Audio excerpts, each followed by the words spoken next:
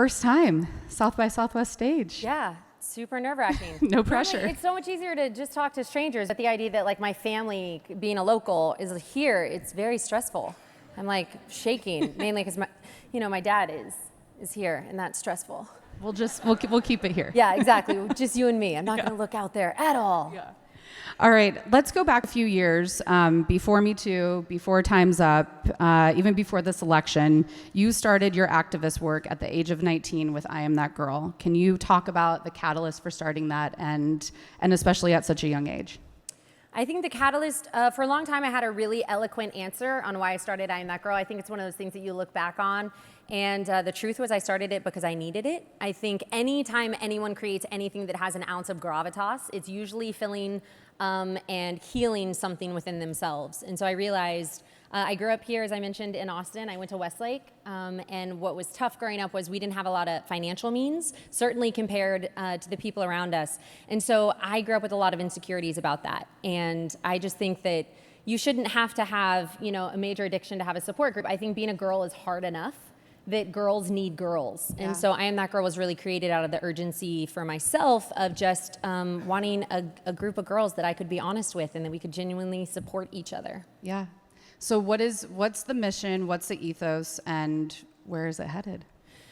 That's a lot of questions in a row. So I Am That Girl was started, again, I sat down with 6 girls in my sorority at USC. I did my undergrad and master's at USC, and I remember sitting down and saying we have a lot of conversations about things that don't matter. Clothes and shoes and movies and boys. And I said, what if once a week we had conversations about things that did matter? Would that interest you and would you come? And for that first meeting, 6 girls showed up, and 6 meetings later we had 347 girls showing up.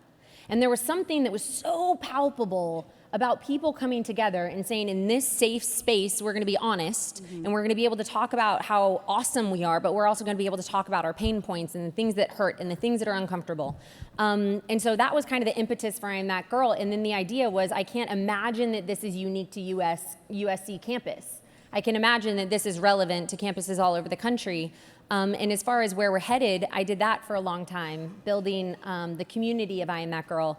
And then 5 years ago now, Trent Dilfer called me and asked me to come and give a talk to the top 18 quarterbacks in the country. I don't know why I just did air quotes. That was a wrong use of air quotes. I was like, top 18 quarterbacks. I'm like, no, they were just the top 18 quarterbacks in the country. And asked me to come and give this talk to them. This is where it's relevant, on the importance of like manhood, right? And what it means to respect women. And I came in and I gave this talk of what ended up just what I thought was a one-off, was just like hooking a friend up. And what I didn't anticipate was that a week later, everything with Ray Rice would happen. Yeah. So him, at the time, knocking out his fiancée in the elevator, in this very graphic video that came forward and was suddenly the #1 trending social issue on Twitter was violence against women, and especially in the context of sports. And a week before, I was on ESPNU giving this tough love talk to male athletes on the importance of respecting women. So it was one of those, a testament of like saying yes to the universe, like being asked to do something and saying, I don't know that I'm equipped and I don't know that I have all the answers, but yes, I'm willing to show up. And then overnight was hired by, every Division I locker room in the country to come and have a talk, same talk, around Protect Her. Yeah. So that ushered us into a conversation about, this isn't just about women, and the idea that we've positioned this as a women's issue. I always say, at the end of the day, it's not a women's issue, it's a human issue of how we're treating each other today. And so the idea that men were included in that, as opposed to kind of being pointed at and shamed and blamed, was we actually can't speak to only half the sky and think we're going to see any kind of significant change. So the brand has thus expanded from I Am That Girl to I Am That. And it gives us room to include men into the conversation. Yeah, outside of universities too. I mean, I feel like this is so applicable. It's great that it's in colleges, but it's perfect for the workplace. It's applicable everywhere. So yeah, and I think that was part of it, was kind of when the Me Too Time's Up moment happened. We had been on the scene for 3 years. And so suddenly it was Hollywood was calling and saying, we have these problems. And Fortune 100 companies were calling saying, we have these problems. And again, it wasn't just the treatment of women per se, although I always say that's a house on fire. and it has to be addressed immediately.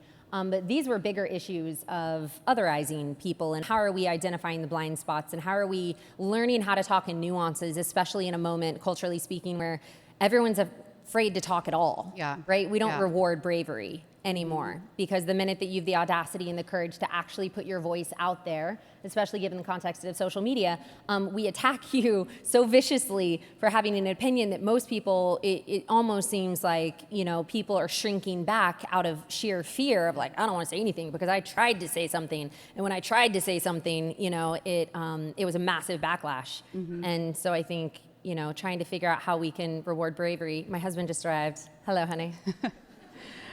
Grateful you're here. Fantastic.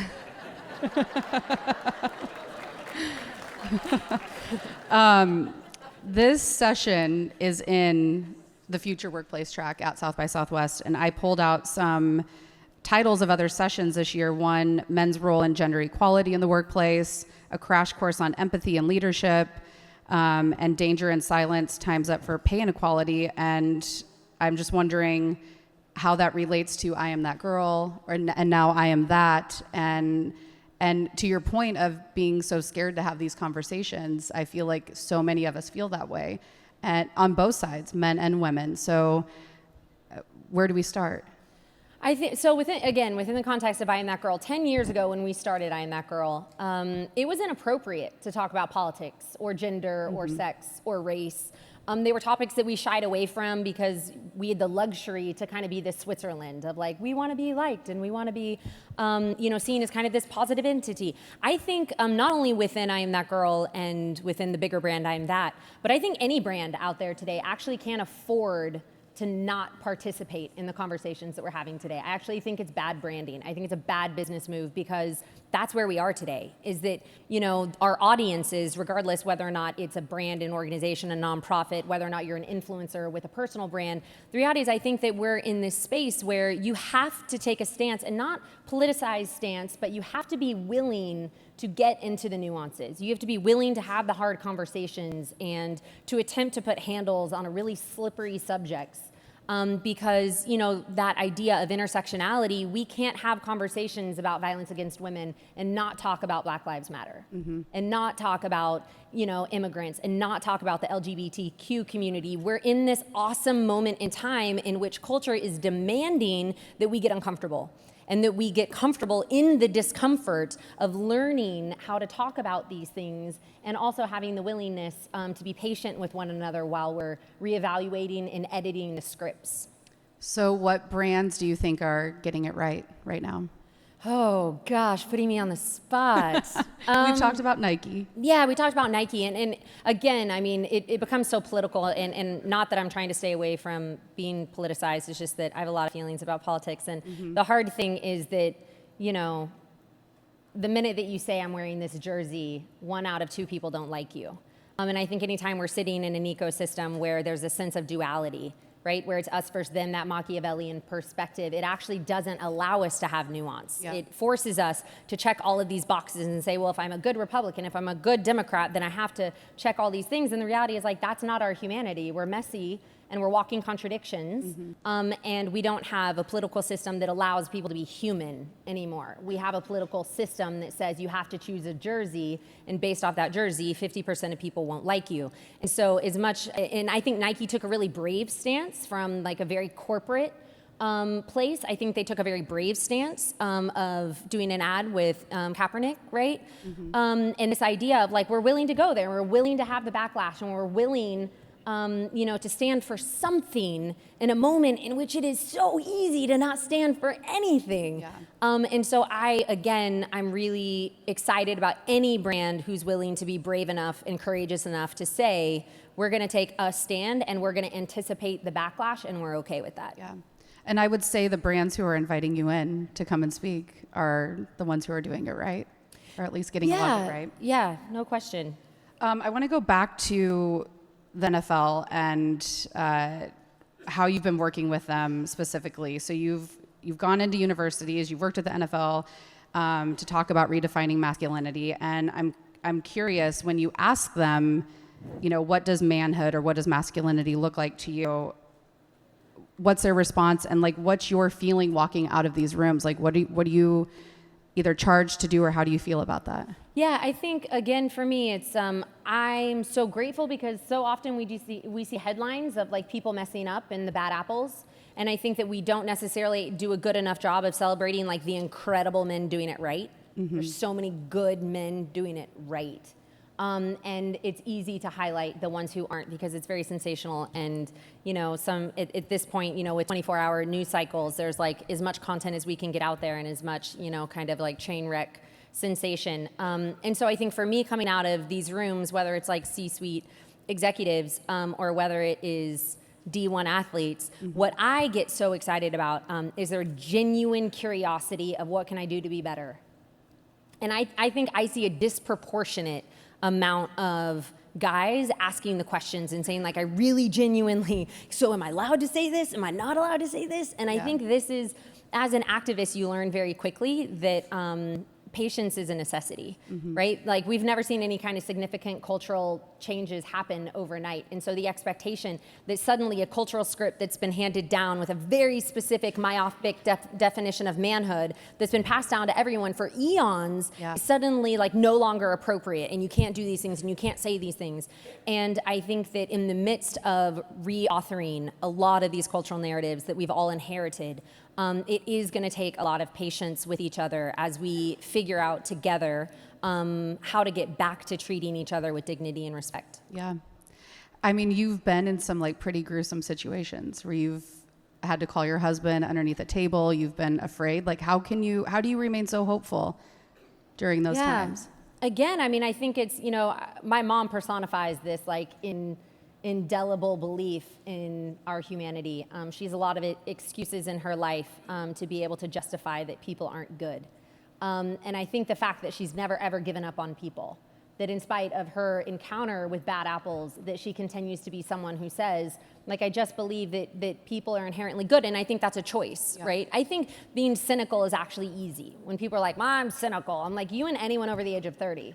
Right? Like you've had just enough of heartbreak, you've had like just enough disappointment, just enough betrayal, just enough, you know, that I think that it is actually braver and exponentially harder to have the resilience that's required in being an optimist.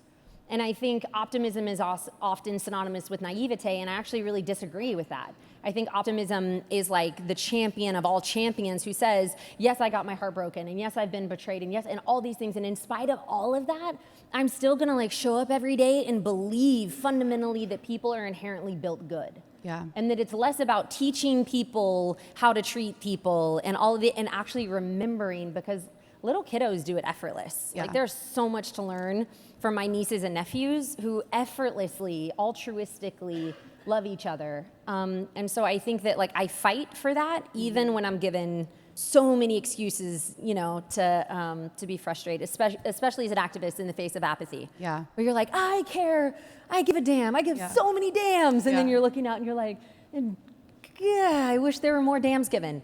But even in the midst of that, I'll just like cling on to one person who's like fighting the good fight, who fills my tank when I need it filled. Yeah.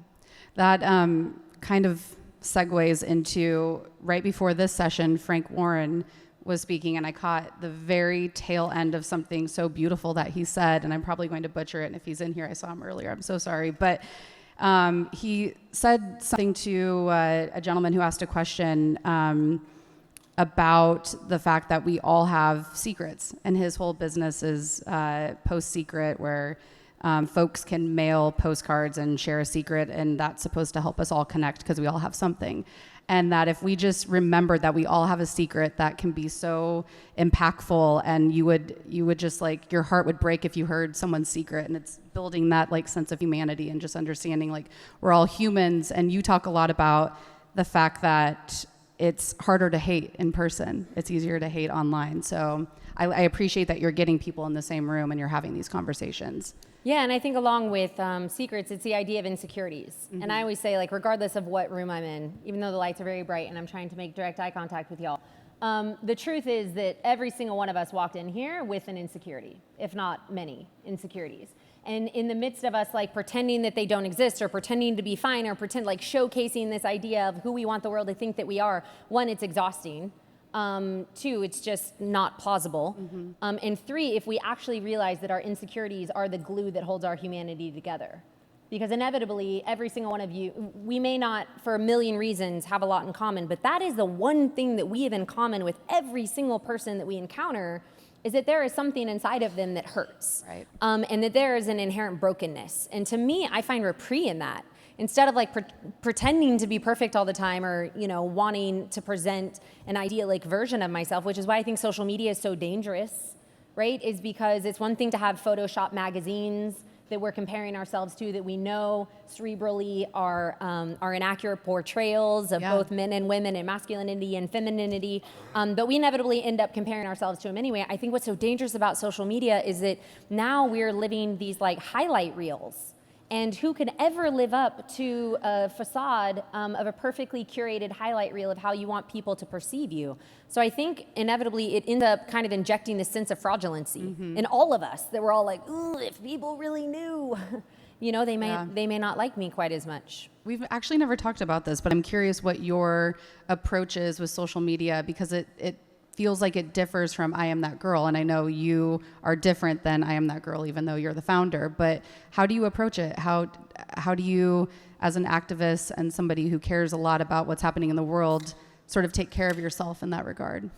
So one tiny little thing that I did after I read some stat on like being on social media for more than 8 minutes at a time, like your confidence plummets. Like it was something like so brutal, or like your depression increases 40-fold. And I was like, oh God, that's avoidable.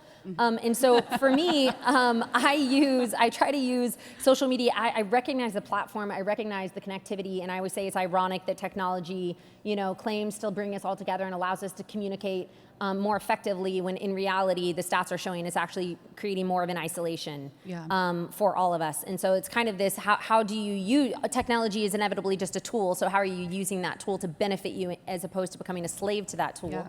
And so for me, I will post on social media, but I will not scroll. And that is like a very hard challenge. Because the idea of like, I want to be able to present something out to the world, and with I Am That Girl, we have, as you mentioned, 1.2 million. We have an audience, a stadium of 1.2 million people. So I don't take that lightly. Right.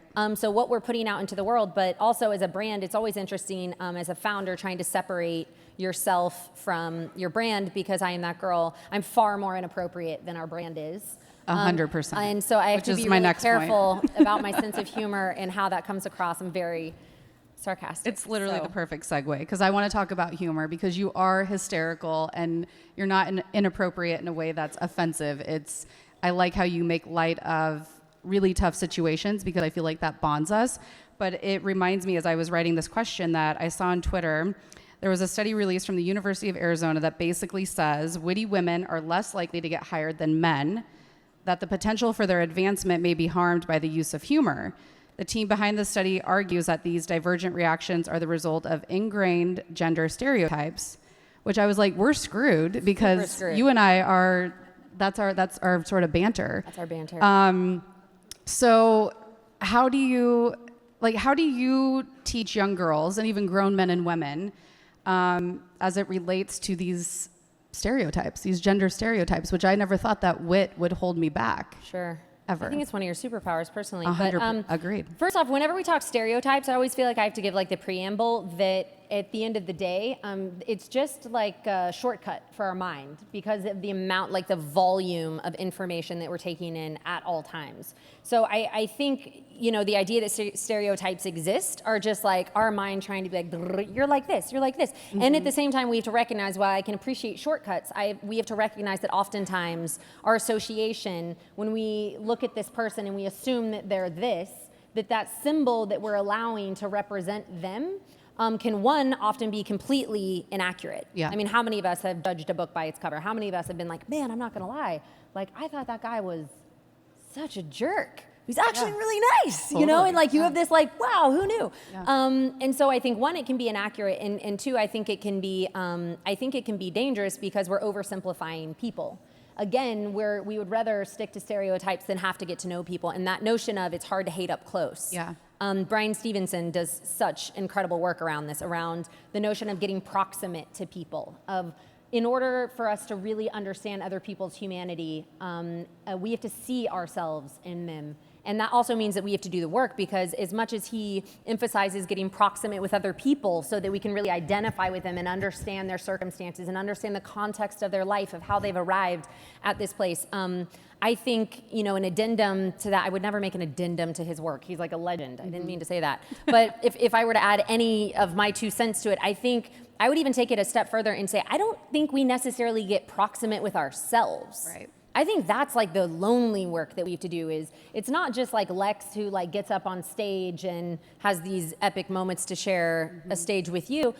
It's waking up in the morning and saying like, do I like the face looking back at me? Do I respect the face looking back at me? Do I take the time? Because like the greatest revolutions, and especially as millennials, like we often talk about how much we want to like profoundly change the world. And I think that sometimes our emphasis, and I've certainly done this at times in my life where like I wanted to change the world for girls. And the reality was the only world that ever needs changing is our own. Right. That's the only thing we have control over. And actually, we're exponentially more effective when we're willing to look at our own life and willing to do the lonely work and willing to sit in silence. And again, I think the greatest revolutions that have ever existed are in the silence of our own heartbeats and our willingness, to ask the question, who will I choose to be today? Yeah. And so I think if we're willing to get proximate with ourselves and really understand ourselves and our humanity, then we have a shot at being able to authentically get proximate with someone else. Agreed. There's some good questions coming in from Slido already that I want to go over to. I really like that first one. Yeah, ditto. So that was cute, because she was like, if there's a question you don't like, give me a sign. give me a sign, like tell She's me. like, question 1? I like that. Yeah. Yes, question Okay, 1 's so this one asks, women can be so much harder on themselves than men, which can hold us back from being as successful. How do we teach women to have more confidence? I literally had, she's here somewhere. Was texting with a girlfriend this morning, and one, she's a champion. She's 9 months pregnant and here, so we just need to give a round of applause to her. Yeah, all day. But on text message this morning, she said, oh, I think I'm going to come to your event. And then she texted me 10 minutes later and was like, oh, actually, I don't think I can. I think I have this doctor's appointment. And then texted back and was like, actually, I just canceled. I'm so sorry. Like, I'm a total disaster. And I wrote back and I was like, and she, don't talk about my friend that way. Yeah. She was like, what? And I was like, you're not a disaster. You're epic. And you're crushing life. And you're producing a human. Like, you're creating eyeballs and stuff. Like, what am I doing? Like, you're unbelievable. And she wrote back and she was like, gosh, like, I'm so hard on myself. I need to be nicer to myself, whatever. And anyway, we literally had this conversation this morning where I said, I think especially as women, unfortunately, we have been conditioned to not only break ourselves down, but then to bond over that self-deprecation, that then we don't feel threatened by each other, right? And this also was brought to my attention recently, that when we're conditioned as little people, that girls are always taught to share, right? Like when you're playing house and you're like, I'm gonna be the mom, da da da da. Now you get to be mom, like I have the microphone, now it's your turn with the microphone. Whereas little boys, and again, speaking in broad stereotypes, this does not give a lot to the nuances outside of this, but with little boys, that they're absolutely taught to shine. Right? They're taught to like, oh no, you're gonna go and you're gonna be the best soccer player. You're gonna, and so they don't have the same like, oh, I wanna make sure I share like the light, the shine with you too. And so I think unfortunately, we beat ourselves up. And then we like bond over like, no, I feel crappy about myself. And then you're like, no, I feel crappier about myself. And you're like, high five, right? And it's like this like unspoken dance that we do. And yet when we look at each other, all we see is like epic possibility. All we see in the other woman is like, are you kidding me? Like you should absolutely, you're amazing. Mm-hmm. And so I think we actually have to like overcompensate for the self-deprecating programming that happens. And we have to continue to like love on each other so hard. And even in those moments when I just say like, hey, don't talk about my sister like that. It's like a loving reminder of like, we're not gonna give in to that myth that we have to break ourselves down in order to make each other feel less threatened. That reminds me of Dove being a really good champion as a brand that stands out as doing really good. Okay, we'll definitely get to that second one in a second. Will you be writing another book, and what helped inspire you to turn I Am That Girl into a global brand? I will definitely be writing another book. Yeah. It's very exciting. Awesome. I love to write, so that's exciting for me. How did I turn I Am That Girl into a global brand? I definitely did not have this vision that it was going to be this awesome global experience. I think it's a testament of like, again, when you put something out into the world and you say, I need this for me, we are shocked. And Elizabeth Gilbert had this like in her book, Big Magic, which get it, read it, it's incredible. One of my favorite things that she did, which I straight up felt like was a personal call out, is she was like, by the way, stop trying to change the world. Like stop trying to create brands that should exist that are gonna like, you know, like do you, like do what you need for you in order to, whether it's healing those pain points or whether it just brings you joy. Like do that, and if you're doing that authentically, I think there's something about that that's so contagious. And so with I Am That Girl, when I put that out into the world and I said like, hey, let's get together, and then I realized, oh my God, I thought I needed this, the idea that other people need this, I think it was a Frankenstein of its own. I mean, we were having people from countries all over the world, as you know, reaching out, being like, can we start a chapter? And it's not even like false humility. I was blown away by the fact that it was something that resonated, that people wanted to have an excuse to come together in person, especially in a digital age, to come together in person and to support one another. Yeah.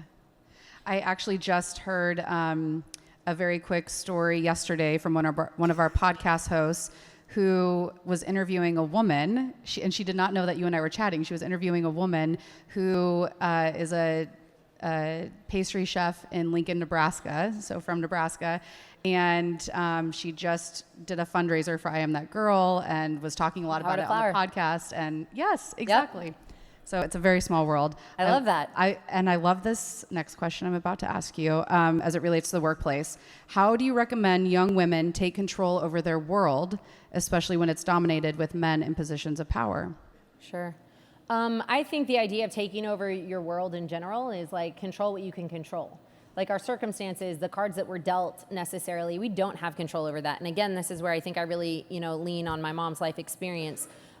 Is that there is a system at play, and while I don't think it's just like you can come in and you change all the rules to the system, I'm into like feasible and like efficacy, so being able to come in and work within a system, and inevitably you only have control over your thoughts and beliefs and attitudes and how you respond to things. So the idea of taking over your world is taking like radical responsibility for who you are and how you show up every day, regardless of the context of your life. Yeah. Who's a woman that inspires you and why? Hi, Mom. Now I'm on the spot. I mean, of course. I mean, that woman right there. My mom is my best friend, and she's the most badass woman that I've ever met. And it's not to embarrass her, but I think whenever I call my family out. It's incredible. Her life story is no one from her family ever graduated high school, much less college. My grandmother had an 8th grade education, and my mom got pregnant at 16 years old with my oldest brother.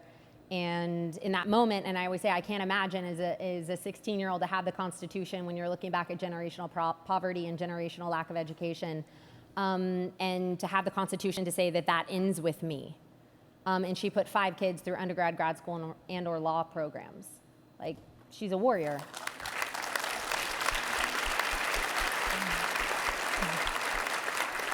This is really cool. I never get to I never get to be in my hometown. So like the fact that they're there, normally I tell these stories, but I'm not like, and you can, my beautiful mother. I'm just normally not here. This is awesome. This is an interesting question. I have observed women have a harder time speaking in the future than men. Do you have thoughts on empowering women to do so? Interesting. Yeah. Harder time speaking in the future than men. Do you have thoughts on empowering women to do so? I've never been asked that before. I've never thought about that before. And I actually haven't necessarily noticed that women don't speak into the future as much. I mean, I certainly know that like purely just based on possibility and we can only become what we can see. When you see predominantly men in top leadership roles, it's a lot easier as a boy to associate that is possible for you. And with less women in top leadership roles, it may be something that's harder to imagine. So maybe that resonates as far as how do we empower women to do so. I've always looked at empowerment. I get asked a lot of questions about just even the definition of empowerment. And I always say it's the mere recognition that choice exists. And I think for a lot of people in a lot of circumstances, there's default settings happening, and they're like, I didn't even know that was an option. I just did, I had the privilege of going to a prison in California, in a juvenile detention hall in California, and sitting down with these young men and having conversations with them who've been incarcerated from very young ages. You know, and it's easy to say, like, well, you know the difference between right and wrong. And again, according to Brian Stevenson's work of getting proximate with people who look differently than you, who talk differently than you, have completely different lifestyles and contexts to their life, and listening to them say, like, that wasn't an option. Yeah. Like, it wasn't an option to not get into gang-related activity, because that is the only activity around my neighborhood. And so, you know, this idea of being able to understand different people and recognizing that that notion of empowerment is the mere recognition that choice exists, and we need to make sure that more choices become available to all people. Mm-hmm. I think this next question is super applicable to the work that you've done specifically in locker rooms, but any recommendations on how to stand up to male coworkers who make microaggressive comments about women and feminism? I often feel too small to speak up. First off, don't ever feel small. I wish I could like hug that person right now. That's like very brave to ask a question. I don't know if you're in this audience or like live streaming, but I think it's awesome that you asked the question to begin with. That's awesome. Recommendations on just, I think it's, and I'm going to take this again out of the context of like men and women, because I want it to be more of an inclusive conversation about humans, and not to minimize anti-feminists. But I think any ism, right, is that when we're sitting in situations and we hear things that are microaggressive in some capacity, I think this simple phrase, and I found that being able to integrate a level of grace and a level of humor has been super effective. I worked at Fox Sports and ESPN. I grew up in basically a locker room in my house. I'm almost always the only girl in a room full of all guys. And I think while a lot of times, a lot of comments go by and like picking your battles is a big piece of it, but every now and again there's a moment in which it's absolutely crossed a line. And what I noticed, which was really funny because I don't think I intentionally knew how to do this, but I just like, again, reverted back to my mom, that when we were in like real trouble with my mom, like she would yell at us, right? But if we were in real trouble, it was like the whisper with the teeth closed. And it was like a totally different, like that was when we were actually scared, right? And so I remember this one moment when I was at either Fox Sports or ESPN, but I remember there was this moment where it was like 6 guys and me, and one of the guys made a joke, and then it like turned the joke and it turned into like a sexual joke about me, and all of a sudden that was like a very across of the line, a very cross the line. I could see my dad rolling his eyes. It's like, her grammar's better than that. And so I remember like in that moment, like having all of that, like, oh my God, I know I have to say something. I know I have to like, this isn't okay. And this isn't not only not okay in theory, this is like actually about me. Like this is a moment I have to stand up for myself. And so I started like welling up and I was like, wow, I'm feeling like rage and tears at the exact same time. And instead I just channeled Claudia and I just like grabbed him by the arm, not hard, like just firm enough. And I just remember like leaning in and being like, you're done. And he was like, what? And you could tell he just had a moment where he reverted back to his mom doing that, because that is a powerful mom thing. And he was like, I'm sorry. And then all the other guys were like, yo, yeah, don't talk about Jones like that. Like, come on, dude. And then immediately, like, I think there's something about like not getting like so overly like, oh my God, I can't believe that you would say something like that to me. Again, it's like injecting that radical grace, right? This idea of it's gonna take so much time and it's gonna take so much patience for us to get to a place. And again, back to efficacy, and this is just based off of data. If we wanna see like any real change happening, it's not gonna be done through the vehicle of anger, shaming, and blaming. And I mean, this is just like, I'm interested in real change happening. And so real change demands a different vehicle. And for me, I would rather use a vehicle of radical grace, of saying there's absolutely hard accountability that's happening right now that we're witnessing for the first time, which is awesome. And in the midst of that hard accountability, I think the other side of that coin is radical grace. And I think we have to start having nuanced conversations about forgiveness and reconciliation and figuring out what redemption looks like, because we aren't having many of those conversations today. So I think in the midst of, you know, how do you speak up and say something, I think the most honest thing is when someone says something, is saying like, wow, man, that really hurt my feelings. 1. 2, I don't think you would intentionally mean to do that. I'm gonna give you the benefit of the doubt. 3, this is something that I would love for you to be conscious of in the future. so that you don't make that comment again and have someone feeling the way that I feel. 3, I think you're epic and I appreciate you. Right? Like this idea of like, how do we give people the benefit of the doubt, and how do we say like it's messy and it's hard and we're all trying our best at any given moment, and when we mess up, that in the midst of those mistakes, we're also gonna offer grace, which is inherently undeserved, right? And it's one thing if you're just like a chronic douchebag, right? I mean, that's a different conversation. But when we're talking about just people not knowing how to say the right things in that moment, how can it be a teachable moment that's filled with this radical undeserved grace? I love that. And I imagine it's, for the person who asked the question, probably the first time is going to be really hard to do it, but that it gets easier. I like this one. You both are badass. How do you think male allies can be included even more to propel the movement? I love that. I mean, that first statement, appreciate you. Rick, I appreciate you. What? Really? Thanks, Rick. Man. I like you. Yeah, you're in here, Rick. So how can men be propelled even more? Again, it's interesting because I spent so much time with men, and what's so fascinating was, speaking of Brene Brown, right, that she was here on this stage previously, this power of vulnerability. And the power of the minute that we opened up a conversation to make them feel invited to participate, that there were so many questions. And I mean, we're not, like I said, we're not just talking like high school elite athletes or D1 athletes or professional athletes, or, you know, we're talking like top C-suite executives at Fortune 100 companies being like, I don't know how to do X, Y, and Z. You know, and so I think how do we include them is we say we're not expecting you to be perfect in this space. The mere fact that you're showing up, let's start there. Because like we have to start with like celebrating the little wins, right? Like when your kid like starts like attempting to crawl, like we really do. We are completely authoring, and which is such a cool moment in history. We are legitimately authoring and editing the cultural script for our humanity. And so the idea that in the midst of those edits, in the midst of those like fumbles, that we can make sure that there's space to be imperfect. Because I would say the biggest takeaway in the scariest part as a potential backlash to Me Too and Time's Up was how many men in confidence said, the truth is I just don't ever want to hire another woman. I just don't want to deal with it.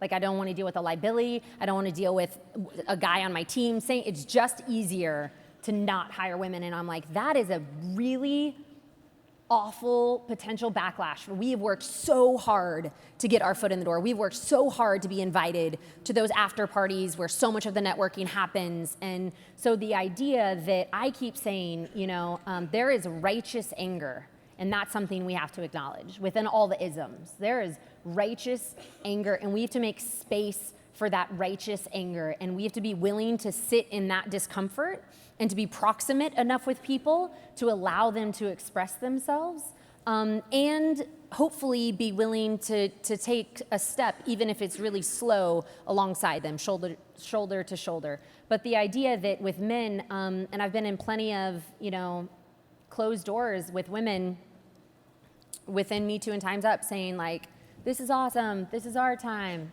men have to figure it out. And I'm like, yeah, but we need them. Like, we do. And I think in the midst of any kind of power dynamic swing, which I would say historically, this is the first time we've ever seen a power dynamic swing in between masculine, feminine, men and women, is that we have to make sure that we don't make the same mistake when given the power. Because at the end of the day, I think what reveals character more than anything else isn't adversity. It's give someone power and then see who they really are. It amplifies who you really are. And so I think in the midst of this power swing where women are feeling more empowered, again, how do we couple that with humility and grace and say, we need everyone to participate and we need to make space for imperfection to be met with that radical grace. Yeah. So thanks for the dudes here. We need y'all. Also, just thanks for these questions that are coming in. These are good. Let's go back to this first one here. How do you pay homage to those women who came before? And what have you learned from their struggle? Example, Gen Xers. Absolutely. I think that inevitably, like, we have to pay homage to anyone who came before us, and like the things that we take for granted, I think that's a piece of it. And I'm a millennial, and so the idea of what, like, the things that my grandmother fought for, the things that my grandmother didn't have access to, the things that my mom didn't have access to, those are only 2 generations away from me.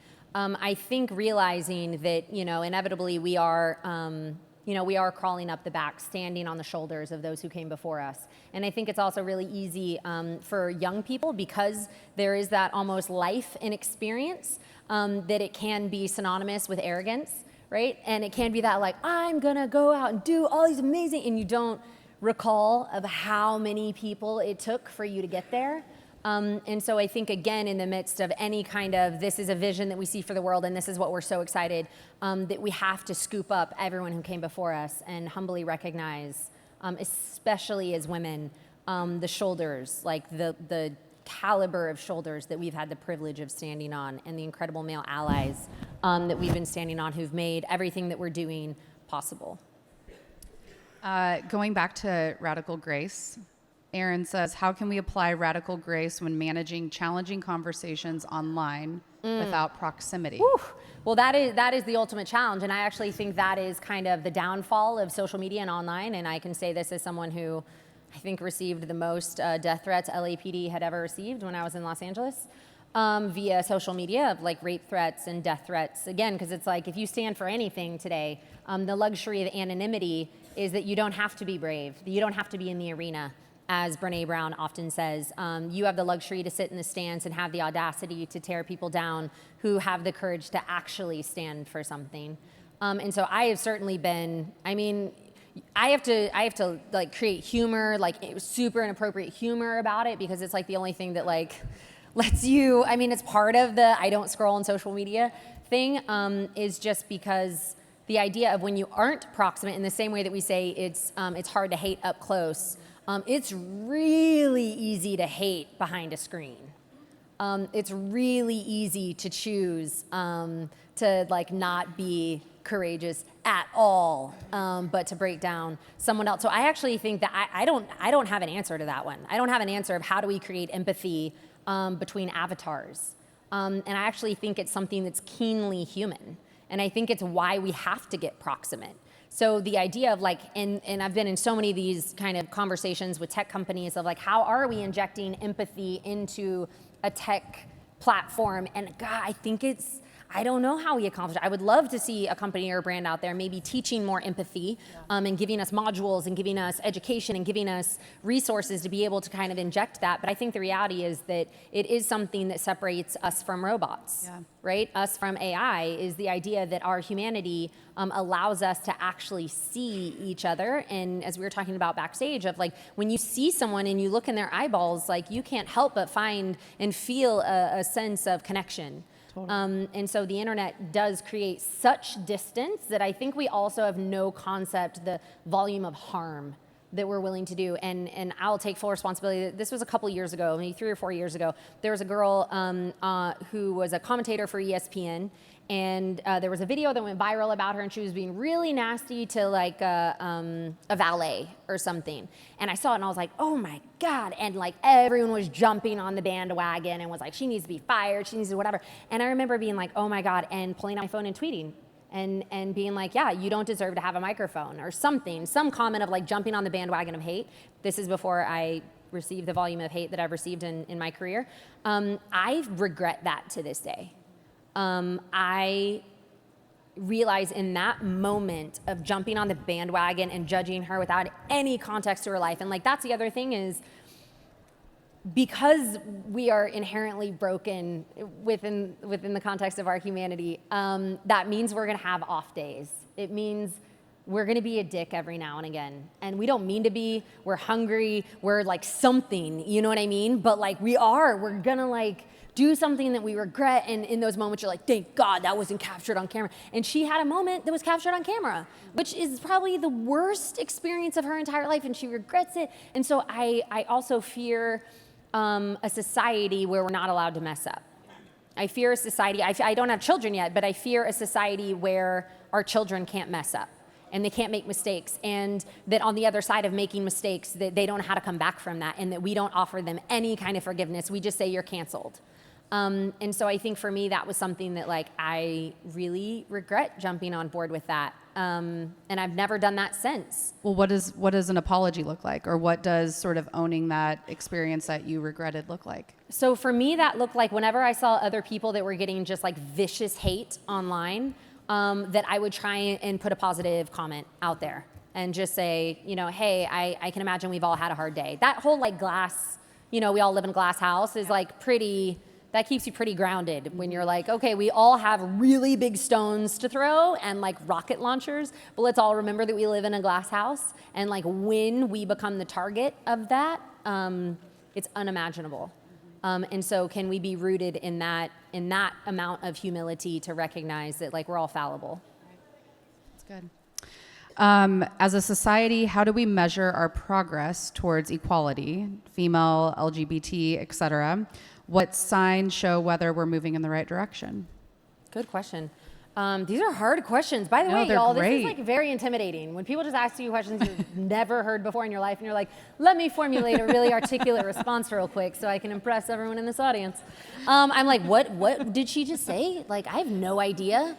How do you measure our progress? I mean, my instinct is to say like the only way we can measure our progress is in like our human everyday life. I think the idea that we like have these sophisticated matrix of how, you know, doing surveys, and I think inevitably like it comes back down to the individual experience. Mm-hmm. And, you know, I was asked by an 11-year-old boy from St. Michael's. They had just had this very public, a story that went very viral on BBC, and about a sexual assault that happened in a private all-boys high school, middle school and high school.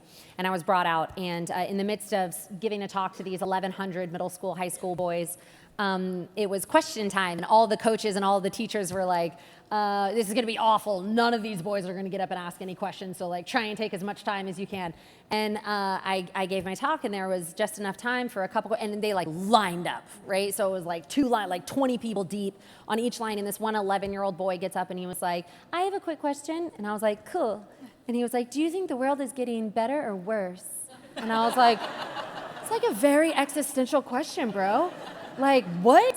And I just remember responding, both, right?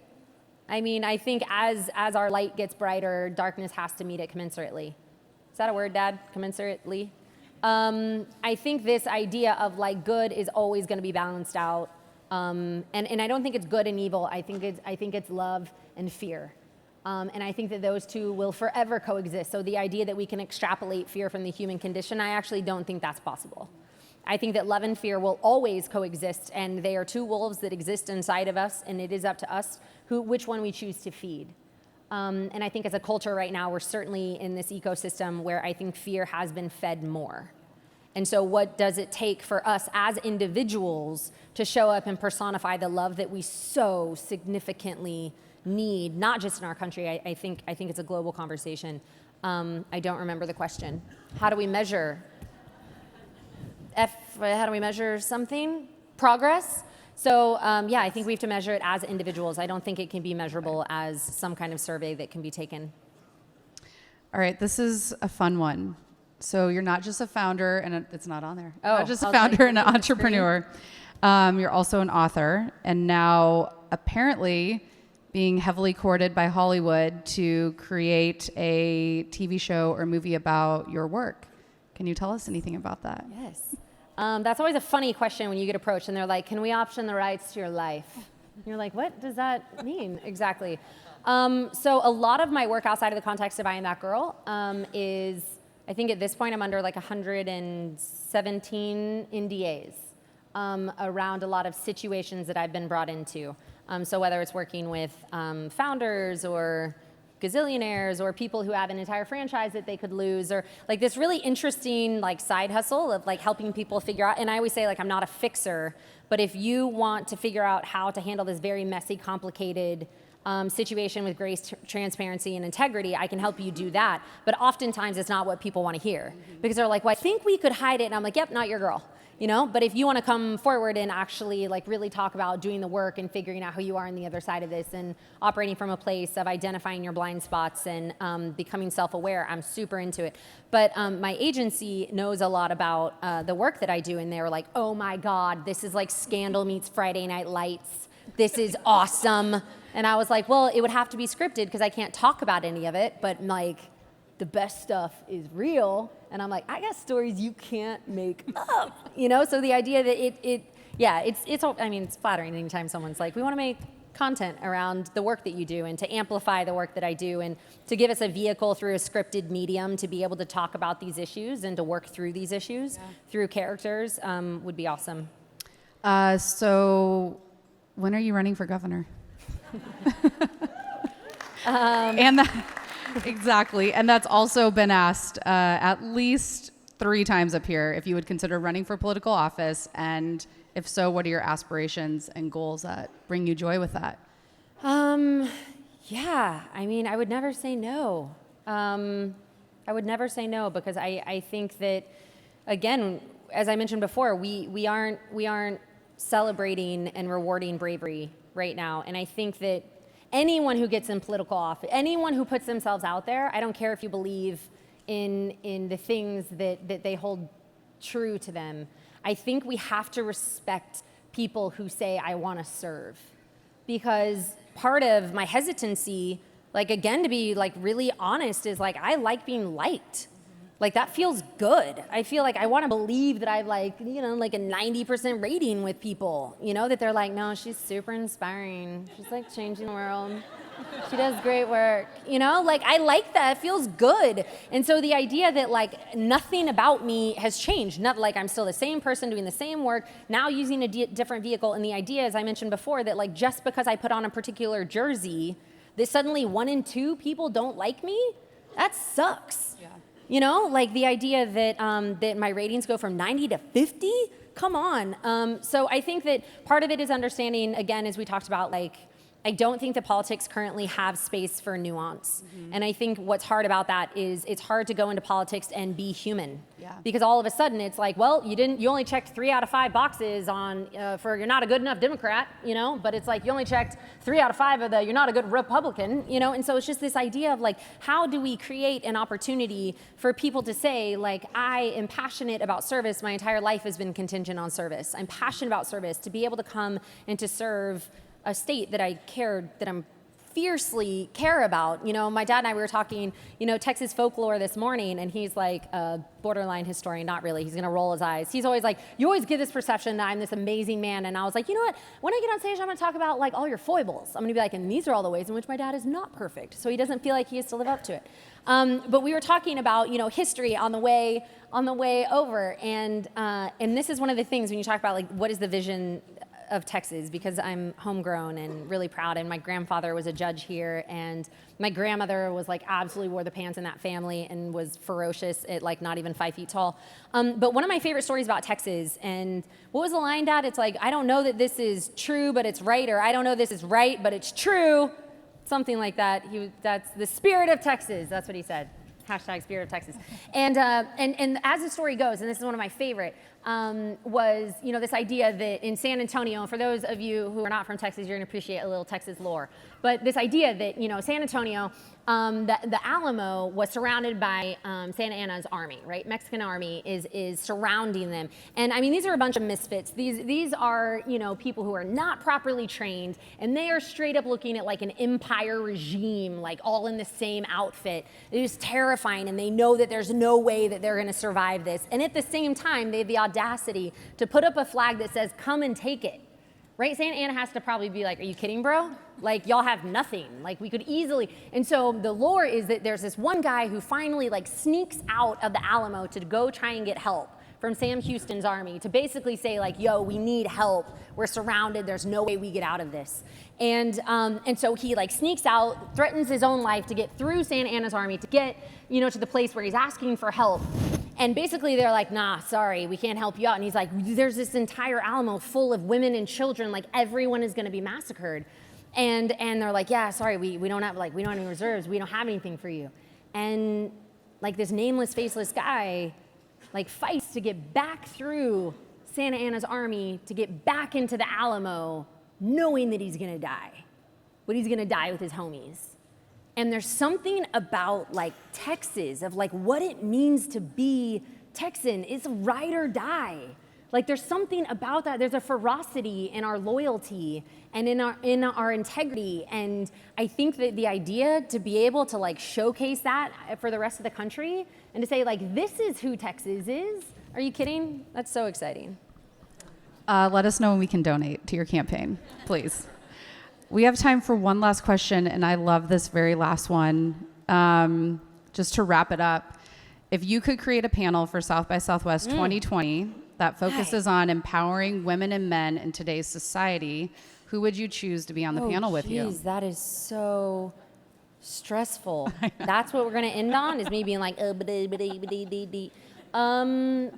mean, honestly, I think I would invite our I Am That Girl chapter members to be on the panel, and I would invite the incredibly courageous young men that I've had the privilege of speaking to in high school and college locker rooms right now.